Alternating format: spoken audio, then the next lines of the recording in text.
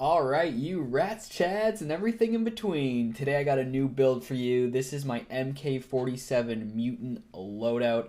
I've been using this thing for the past week. I've been loving it, and I wanted to share you guys what I got going on. If you guys enjoy the build, make sure to like the video, comment below and let me know what you think, and subscribe for more content if you want to see more stuff like this in the future.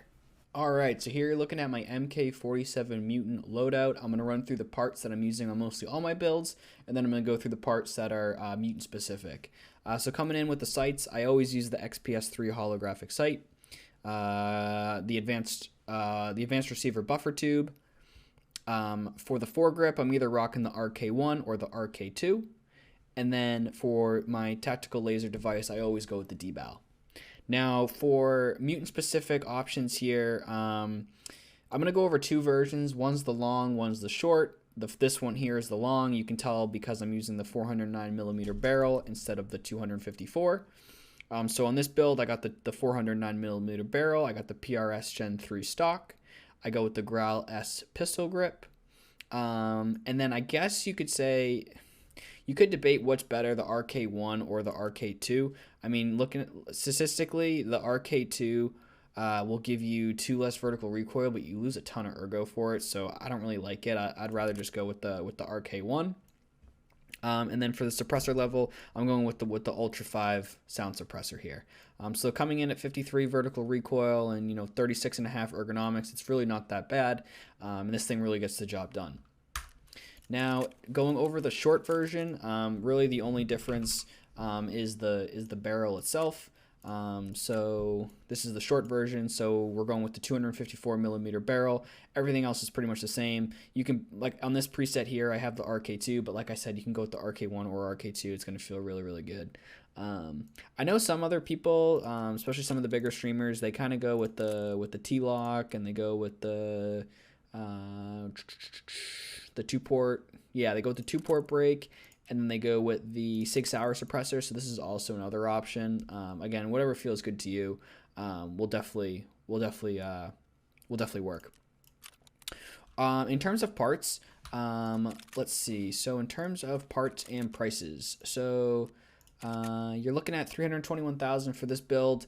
Which is a little bit on the higher end, but being a meta weapon, this is what you're going to expect. Don't expect to get this back from insurance. I wouldn't even bother insuring it unless you're kind of running with a squad of 3 or 4, because you'll probably just never get this back.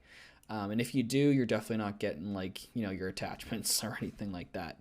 In terms of the short version, we are looking at, let's check the price here. I want to say it's like 200 something for the short. Let's see, 260K for the short, which honestly isn't that bad. Again, this is current market prices on October 24th. So that's kind of what we're looking at here. Where I would take these guns, the long version, I'm taking to Shoreline, I'm taking to Customs, and I'm probably taking to Interchange. The short version, I'm taking to Reserve, Customs, and probably Interchange. Reason why: short version I find to be easily maneuverable through like dorms, buildings on Reserve, shops on Interchange, things like that. The long version, I don't really need that. I kind of want more that long range control. So again, you're gonna have those long range fights on Customs. You're gonna find them on Interchange, and you're definitely gonna find them on Shoreline. So that's kind of where I'm running that. So yeah, so this is my mutant build. I've been loving it for the last couple weeks or so. It's been really fitting the bill, and it feels like butter, to be honest. So I'm gonna hop into the hideout and show you guys the recoil pattern, and then we'll go from there.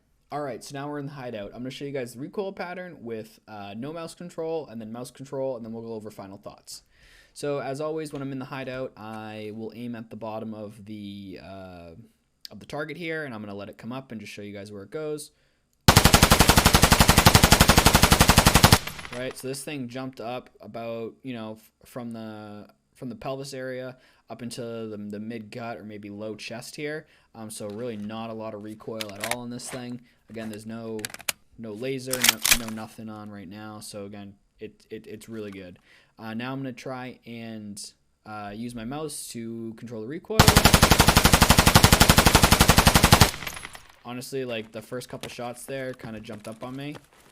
One in the middle, 2, 3, 4, and the rest were in the middle. So not that bad at all. So if you're aiming, chest high, that second, third, fourth shot's going to be head level, and then you'll finish off in the chest. So this gun feels really, really good. Not a lot of kick, especially at the start of firing, and it really holds that pattern steady.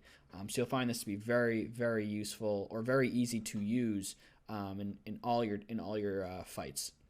So yeah, this is the MK47 loadout that I've been using.